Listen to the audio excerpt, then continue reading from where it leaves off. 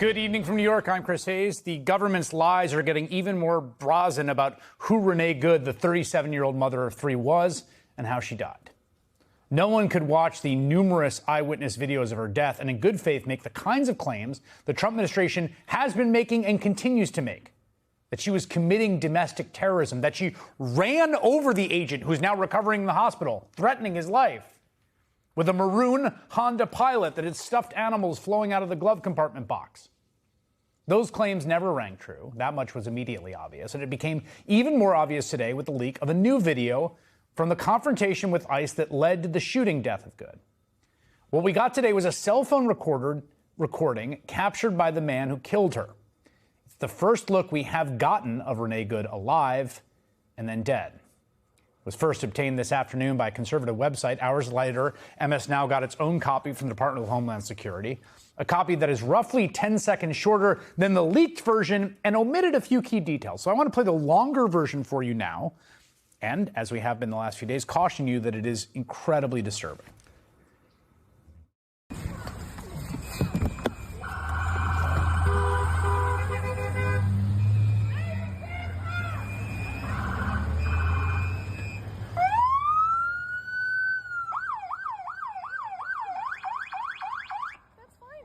I'm not mad at you.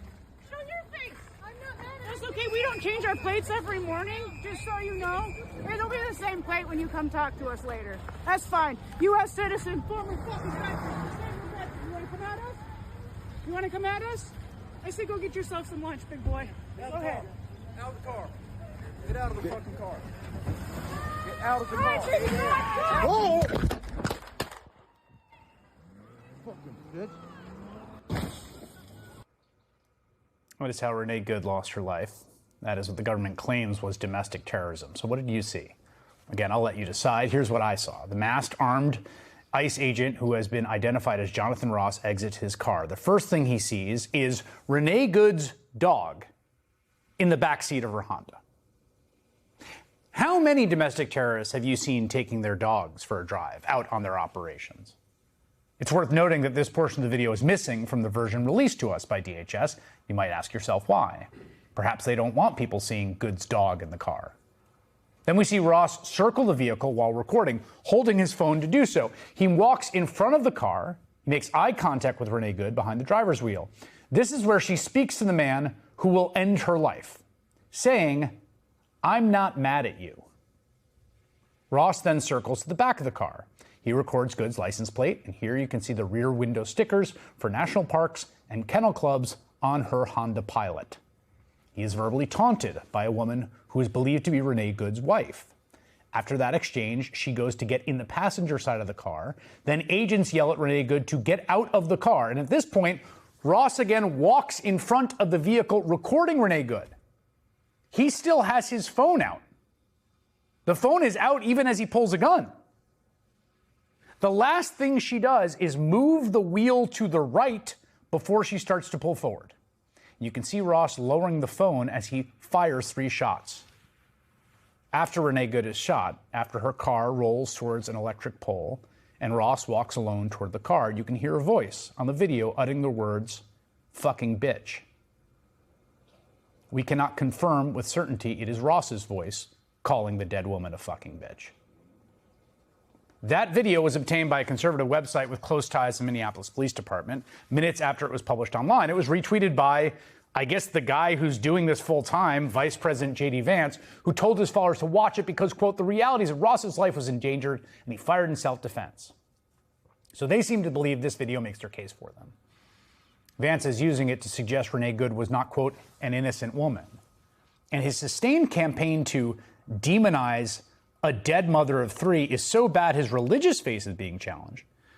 The National Catholic Reporter yesterday, columnist John Grosso wrote, quote, the vice president's comments justifying the death of Renee Good are a moral stain on the collective witness of our Catholic faith. His repeated attempts to blame Good for her own death are fundamentally incompatible with the gospel. Our only recourse is to pray for his conversion of heart. He's right, it is a moral stain, but it's not the only one. Despite already giving their theory of the case, the Trump administration is still refusing to share evidence with state or local authorities. In an exclusive interview with MS Now's Josh Einiger, The district attorney of Hennepin County, where Renee Good was killed, appealed to the feds to see reason. I think it's in the best interest of all of us, including the federal government, to just be really transparent. Just allow the BCA in on the investigation to at least see what kind of evidence that you have, because I think we would all want that thorough information, the investigation, before we make a decision. Now, the Trump administration, I don't think, wants that, probably because the entire enterprise that brought Jonathan Ross and the rest of those ICE agents to Minneapolis in the first place is fundamentally based on a lie. And it's the lie that Donald Trump ran on, it's the lie that they've continued to push, that the Trump administration is clearing out the most dangerous criminal migrants in America to make those communities safer. I want you to look at this analysis because it's pretty important. According to analysis, the available data yesterday by political researcher Austin Kocher, almost all of new ICE detainees held since last September, 92% have no criminal convictions. Those masked men with the guns running roughshod are picking up random people. They're rounding up car washers and daycare attendants, construction workers, sometimes standing down beneath an unfinished house and waiting for them to come off the roof.